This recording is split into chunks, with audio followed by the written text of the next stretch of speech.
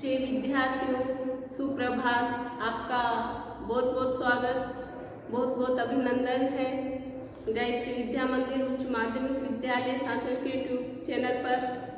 आज हम पाठ 22 गद्य भाग पाठ 22 और शीर्षक है हमारा भारत भी महाशक्ति बन सकता है। इसके लेखक हैं श्रीधर पराड़कर। इन्होंने विचारपूर्ण निबंध लिखा है, भारत भी महाशक्ति बन सकता है। लेकिन इसके लिए हमें आत्मविश्वास, आत्मगौरव और राष्ट्रीयता की भावना प्रत्येक भारतीय के मन में उत्पन्न करनी होगी। प्रत्येक व्यक्ति के मन में हमें राष्ट्रीयता की भावना उत्पन्न करनी होगी, आत्मविश्वास जागृत करना होगा, आत्मगौरव की भावना उत्पन्न करनी होगी और जो हमारा अतीत रहा है, अतीत यानी बीता हुआ समय, भूतकाल, जो हमारा अतीत रहा है उसका जो गौरवमय इतिहास रहा है, हमें उसे याद करना होगा। हमारा देश सोने की चिड़िया कहलाता था। क्यों कहलाता था? क्योंकि हमारे देश में अधिक वैभव, धन दौलत, सोना चांदी, हीरे जवाहरात, मोती, इनकी अधिकता थी और इसी कारण, वैभव के कारण हमारा भारत देश सोने की चिड़िया कहलाता था। और विश्व गुरु और महाशक्ति भी हमारा भारत देश कहलाता था, क्योंकि यहाँ पर जो परमाणु परीक्षण किए गए, जिससे विश्व को यह पता चल गया कि भारत देश शक्तिशाली है और विश्व गुरु कहलाता था। हमारे भारत देश में धन वैभव की कोई कमी नहीं थी और यह विदेशियों के आकर्षण का केंद्र रहा है, क्योंकि जो विदेशी आक्रमणकारी रहे हैं, जिन्होंने हमारे भारत देश पर आक्रमण किया, वो भारत देश की ओर आकर्षित होकर के और यहाँ से धन दौलत लूट करके ले गए। जैसे कि अंग्रेज धन संपत्ति लूट कर और हड़प करके इंग्लैंड ले गए, तो यहाँ पर हमारा भारत देश आकर्षण का केंद्र रहा है और विश्व में सभी देशों से अग्रणी है, शक्तिशाली है। क्यों है? क्योंकि हमारे भारत देश में संसाधनों की कमी नहीं है, यहाँ की जो भूमि है वो उपजाऊ है। इसी कारण हमारा भारत देश धन वैभव से संपन्न रहा है, शक्तिशाली रहा है। आज भी यही है। आपने देखा होगा कि विदेशों में आज भी भारतीय मूल के अनेक पदों पर बड़े बड़े पदाधिकारी होते हैं, भारतीय मूल के, विदेशों में भी। तो ये सब क्या है? हमारे भारत की विशालता है, महानता है। इसी प्रकार से जो हमारे भारत देश में वैज्ञानिक हुए, जिन्होंने अनेक आविष्कार किए, चाहे विज्ञान के क्षेत्र में, रासायनिक क्षेत्र में, अंतरिक्ष विज्ञान के क्षेत्र में और भौतिक विज्ञान के क्षेत्र में, ये सब हमारे भारत के आविष्कार हैं और हमारा भारत फिर से महाशक्ति बन सकता है, शक्तिशाली बन सकता है। इसके लिए हमें प्रत्येक भारतीय के हृदय में, प्रत्येक भारतीय के मन में, जनमन में हमें आत्मविश्वास जागृत करना होगा और भारत के प्रति जो निराशा का भाव और भ्रम की स्थिति सामान्य जनता में, सामान्य लोगों में बनी हुई है, उसे दूर करके उत्साह और आशा की भावना उनके हृदय में भरनी होगी, जागृत करनी होगी और आत्मविश्वास जगाना होगा, राष्ट्रीयता की भावना उनके अंदर जगानी होगी। तो फिर से हमारा भारत देश महाशक्ति बन सकता है। ये हम पढ़ चुके थे। मैंने आपको पाठ से परिचित करवा दिया था। पाठ में क्या है, लेखक परिचय हम पढ़ चुके थे और आज हम इसका भाग 2 पढ़ेंगे। मूल पाठ में क्या कहा गया है। आपको पाठ परिचय में समझ में आ गया होगा कि पाठ में क्या है। मैंने आपको परिचय करवा दिया है, यानी कि भारतीयों में राष्ट्र के प्रति जो निराशा और भ्रम की स्थिति है उसको दूर करके भारतीय जनमानस में आशा और उत्साह के साथ राष्ट्रीयता की भावना उत्पन्न करनी होगी और भावना उत्पन्न करनी होगी। देशवासियों का भारत के बारे में अक्सर ये कहना कि अब कुछ नहीं हो सकता, इस देश का भगवान ही मालिक है। सामान्य लोग ऐसा ही कहते हैं। क्यों कहते हैं? क्योंकि उनके मन में निराशा की भावना और भ्रम की स्थिति उत्पन्न हो गई है, इसीलिए ऐसी बातें सामान्य व्यक्ति करते हैं। सोने की चिड़िया भारत का इतिहास हमारा गौरवमयी रहा है, क्योंकि हमारा भारत देश सोने की चिड़िया कहलाता था और हमने भारत का जो गौरवशाली अतीत रहा उसे भुलाकर और हमारे आत्मसम्मान और स्वाभिमान को भी भुला दिया है।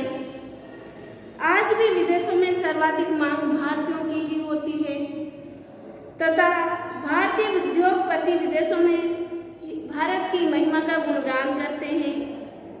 हमने युद्ध भी जीते हैं, जैसे कि 1962 में भारत का चीन के साथ युद्ध हुआ, तो जो भारतीय वीर थे उन्होंने किस प्रकार से चीनियों को खदेड़ा और 1971 में 71 में पाकिस्तान के साथ युद्ध हुआ, तो किस प्रकार से भारत के वीर सैनिकों ने वीरों ने पाकिस्तानियों को धूल चटा दी थी, हमारे ही देश के वीरों ने।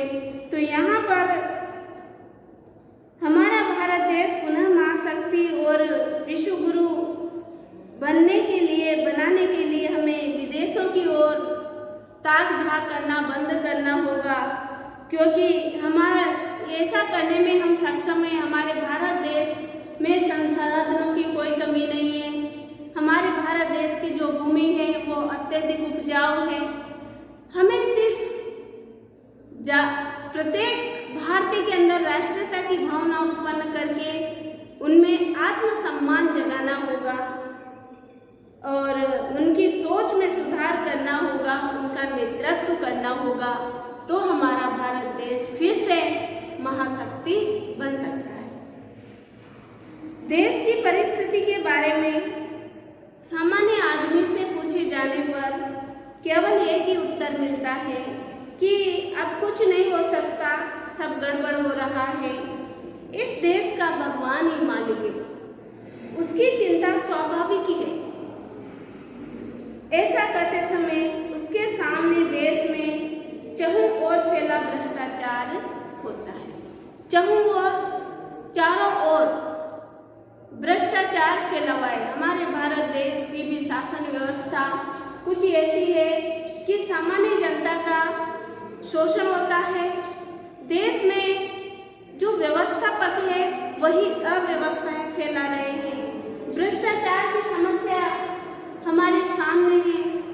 सामान्य जनता के सामने जब ये समस्याएं आती है तो यही कहता है कि हमारे देश में तो सब कुछ गड़बड़ है और इसका भगवान ही मालिक है, हमारे देश का कुछ भी नहीं हो सकता।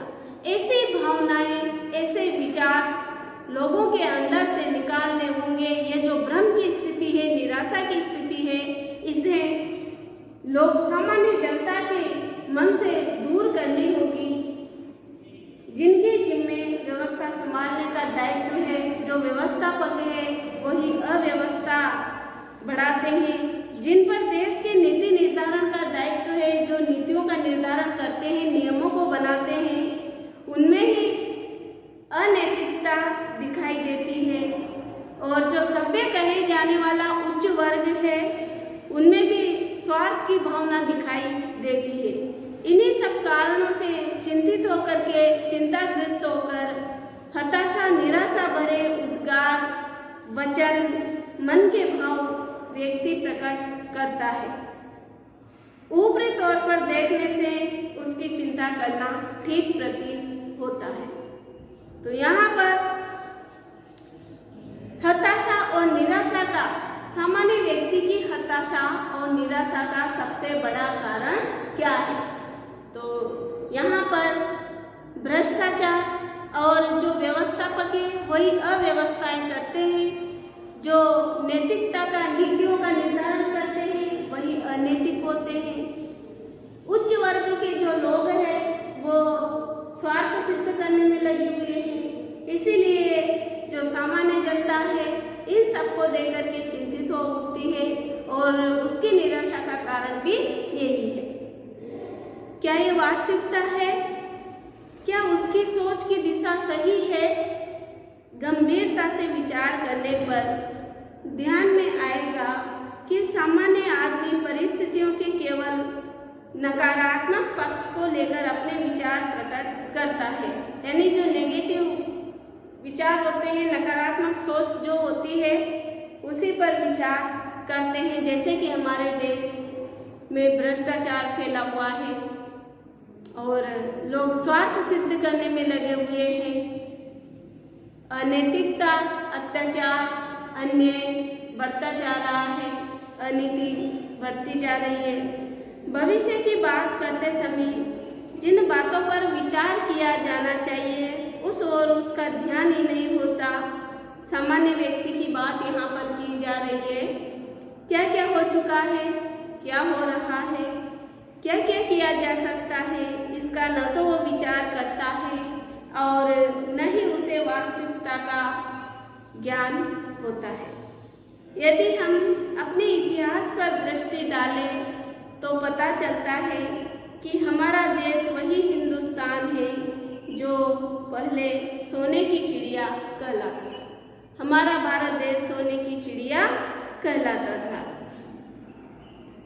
क्यों कहलाता था सोने की चिड़िया? क्योंकि हमारे भारत देश में धन वैभव, सोना चांदी, हीरे मोती जवाहरात प्रचुर मात्रा में उपलब्ध थे। इसी कारण हमारा भारत देश सोने की चिड़िया कहलाता था।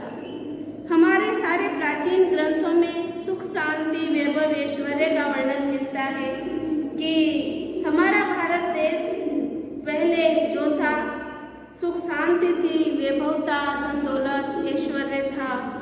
यह हमारा वैभव ही तो था जो विदेशी आक्रमणकारियों को हिंदुस्तान की ओर आकर्षित करता था। देखिएगा, ध्यान दीजिएगा, प्रश्न बन रहा है, यानी विदेशी आक्रमणकारी किस प्रकार से हमारे देश की ओर आकर्षित होते थे? तो यहाँ का जो वैभव धन दौलत है, यहाँ का जो आकर्षण है उसे देख करके और विदेशी भी हमारे भारत की ओर आकर्षित होते थे, हुआ करते थे। पहले पर आए सारे आक्रमणकारियों का एकमात्र उद्देश्य हिंदुस्तान को लूटना ही था। हमारे भारत देश पर जिन विदेशियों ने आक्रमण किया उन आक्रमणकारियों का उद्देश्य क्या था? हिंदुस्तान को लूटना। और हर बार प्रत्येक आक्रमणकारी अपने साथ बेहिसाब, जिसका कोई हिसाब नहीं होता था, सोना चांदी हीरे मोती लूट करके ले गया। ये सत्य है, सही है कि मोहम्मद गजनवी सोमनाथ के मंदिर को लूटकर उसकी बेहिसाब संपदा को, धन संपत्ति को ले गया था।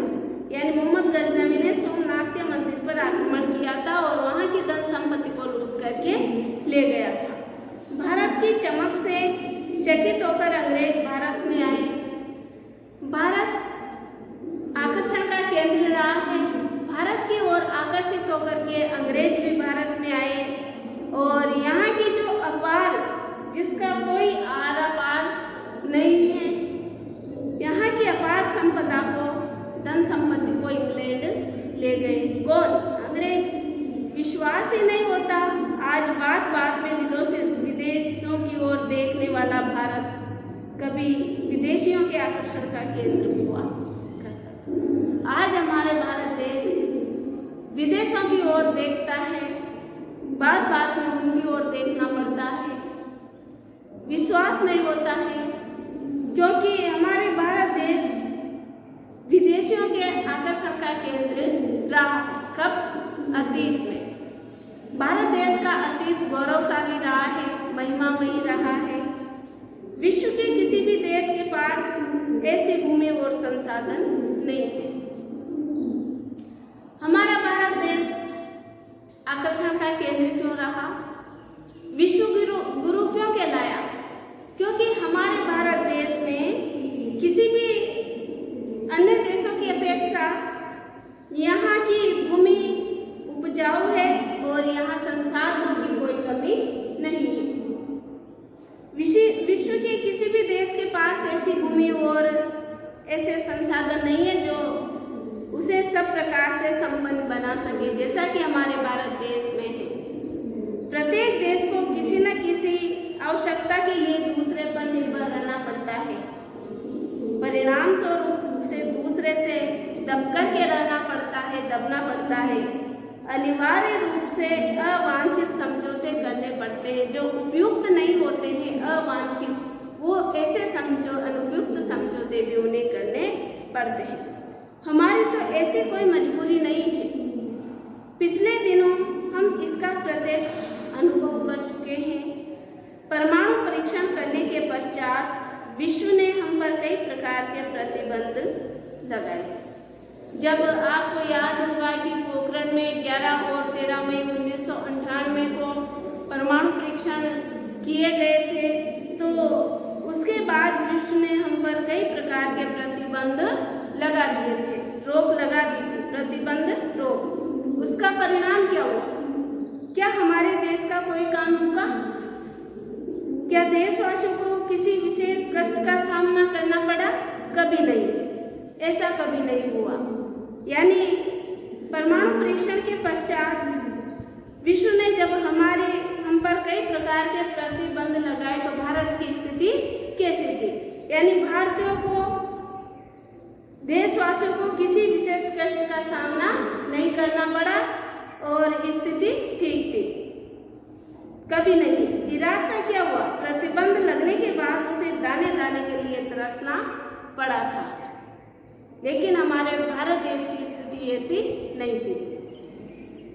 हमारी जिस संपन्नता का वर्णन इतिहास में मिलता है वह कहीं से लूट कर तो नहीं लाए थे।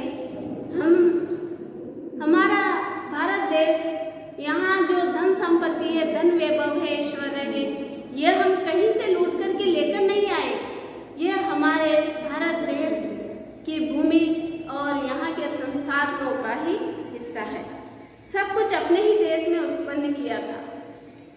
वह भूमि, वे संसाधन आज भी हमारे पास है, जिनके बल पर हम फिर से उसी संपन्नता को अर्जित कर सकते हैं, हम फिर से शक्तिशाली और धनवान बन सकते हैं। केवल संसाधनों का उचित दोहन, अपनी आवश्यकता के अनुसार उपयोग करने की आवश्यकता। हम फिर से शक्तिशाली कैसे बन सकते हैं? और क्योंकि हमारे पास संसाधनों की और उपजाऊ भूमि की कमी नहीं है, हमें इनका उचित उपयोग करना आना चाहिए। तो फिर से हम संतुलन बना सकते हैं, हमारा पुराना वैभव हमें फिर से प्राप्त हो सकता है। आज विज्ञान का बोलबाला है, विज्ञान का युग है, इसे विज्ञान का युग भी कहते हैं। आज का युग, वर्तमान समय जो है, विज्ञान का युग कहलाता है। विज्ञान के बारे में कहा जाता है कि यह पश्चिमी जगत की देन है, यानी पश्चिमी देशों ने ही विज्ञान के आविष्कार किए हैं, ऐसा माना जाता है। सामान्य तौर पर देखने से दिखाई यही देता कि आज के ज्ञात सारे आविष्कार पश्चिम से ही हुए हैं, विदेशों ने ही किए हैं। परंतु यह एक मिथक है। कैसे? स्पष्ट कीजिए, देखिए, प्रश्न बन रहा है कैसे? यह एक उदाहरण है, ऐसा नहीं है। हमारे भारत देश में जो आधुनिक वैज्ञानिक है, डॉक्टर होमी जहांगीर भाभा, APJ अब्दुल कलाम, जिन्होंने भारत देश में ही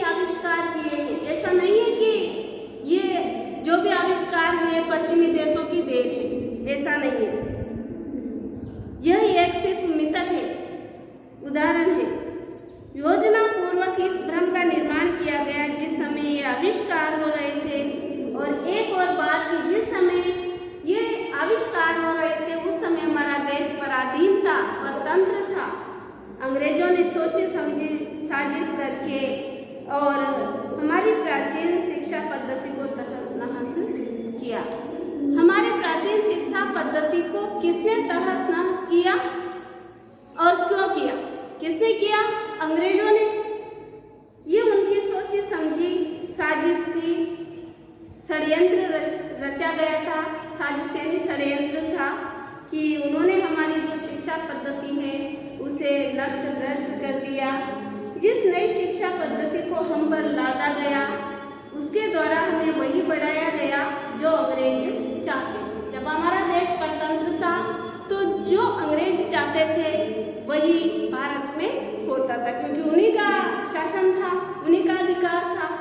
उन्होंने विज्ञान के नाम पर मात्र 19वीं शताब्दी में हुए आविष्कार ही हमें पढ़ाए। इतिहास के नाम पर विकृत इतिहास पढ़ा करके और भारतीय समाज के आत्मसम्मान को नष्ट करने का प्रयास अंग्रेजों ने किया और उसे आत्मविस्मृति की गहरी खाई में ढकेल दिया। जो हमारा वास्तविक इतिहास रहा है, जो हमारा गौरवशाली अतीत रहा है, उसे भुला दिया गया है। हमारे स्वाभिमान, अभिमान, हमारे आत्मविश्वास को खो दिया गया है। हमें पढ़ाया गया कि यहाँ पहले कुछ था ही नहीं, उसे अंधकार युग का नाम दिया गया और बाद में किए सारे कार्यों को अंग्रेजों ने अपना बताया। हमें तो ये पढ़ाया गया कि यहाँ पर भारत देश में कुछ भी नहीं था। ये जो आविष्कार हुए ये पश्चिमी देशों की देन है, अमेरिका, इंग्लैंड, इनकी देन है, ऐसा हमें बताया गया। लेकिन हमारा देश उस समय पर तंत्र था, आजाद नहीं थे, हमारे अधिकारों को छीन लिया गया और हमें ऐसा ही बताया गया और इस युग को अंधकार युग का नाम दे दिया गया। लेकिन ऐसा नहीं है, उन्हें जो करना था उन्होंने किया, किंतु विडंबना ये है, हमारा दुर्भाग्य ये है कि स्वतंत्रता के लगभग 60 वर्ष के बाद भी हम उसी राग को अलाप रहे हैं। स्वतंत्रता के 60 साल बाद भी हम वही कहते रहे कि हमारे भारत देश में कुछ नहीं। ये जो विज्ञान का क्षेत्र है, वैज्ञानिक युग है, ये भी पश्चिमी देशों की देन है। हम आज भी उसी राग को अलाप रहे हैं, ऐसा ही हम कहते हैं, उसी को प्रमाण मानकर चल रहे हैं, सबूत के रूप में उसे ही हम प्रमाणिक मानते हैं। कभी अपने गौरवपूर्ण वास्तविक इतिहास को हमने जानने का प्रयास ही नहीं किया। जीवन के सभी क्षेत्रों में भारत के जो बुद्धिजीवी है, जो विद्वान हैं, उन्होंने अद्भुत आविष्कार किए थे। भारत में भी अनेक विद्वान, अनेक बुद्धिजीवी ऐसे हुए हैं जिन्होंने विज्ञान के क्षेत्र में भी अनेक आविष्कार किए हैं। बात अंतरिक्ष विज्ञान की हो या रसायन विज्ञान की हो, भौतिक विज्ञान का क्षेत्र हो, चाहे चिकित्सा विज्ञान का क्षेत्र हो अथवा निर्माण की बात हो, हमारा भारत देश पीछे नहीं रहा। आधुनिक भारतीय वैज्ञानिकों में सर जे.सी. बोस, सी.वी. रमन, डॉक्टर होमी जहांगीर बाबा, ए.पी.जे. अब्दुल कलाम आदि की वैज्ञानिक उपलब्धियों को हम कैसे भुला सकते हैं कि इन्होंने हमारे भारत देश के लिए कितना योगदान दिया है। भारतीय वैज्ञानिकों ने कम से कम खर्चे में, न्यूनतम खर्च में, कम से कम खर्च में अपना स्वदेशी उपग्रह मंगल ग्रह पर भेजना आज भी संपूर्ण विश्व को आश्चर्य में डाल देता है, आश्चर्यचकित कर देता है। हमारे भारतीय वैज्ञानिकों के द्वारा कम से कम खर्चे में जो स्वदेशी उपग्रह है उसे मंगल ग्रह पर भेजा और विश्व को ये आश्चर्य में डाल देने वाली बात है, विश्व को आश्चर्यचकित कर देने वाली बात है। अमेरिका हमारी बौद्धिक क्षमता से भयभीत है, डरा हुआ है। आपने देखा होगा अमेरिका में भी जो पदाधिकारी है अधिकतर भारतीय मूल के हैं, तो भारतीयों की बौद्धिक क्षमता कितनी है इससे अमेरिका आज भी भयभीत है, डरा हुआ है। भारतीयों की बौद्धिक क्षमता को देख करके जिन लोगों ने हिंदुस्तान के गौरवपूर्ण अतीत को सामने लाने का प्रयास किया कि हमारा अतीत गौरवशाली था, हमारा भारत देश धन संपन्न था, उन्हें संकुचित मस्तिष्क वाला बताकर उसकी उपेक्षा कर दी गई है। आवश्यकता तो इस बात की है कि अपने ज्ञान विज्ञान के उस भंडार को एक बार खंगाल लें, एक बार हमें जानकारी प्राप्त करनी चाहिए। इससे हमारा अपना उद्धार तो होगा ही, विश्व का भी कल्याण होगा, विश्व का भी भला होगा, उपकार होगा। तो यहाँ पर हमारा भारत देश विश्व में किसी भी देशों से पीछे नहीं है और आवश्यकता है सिर्फ आत्मविश्वास बनाए रखने की और राष्ट्रीयता की भावना प्रत्येक व्यक्ति के हृदय में जागृत करने की। आज के लिए इतना ही। धन्यवाद।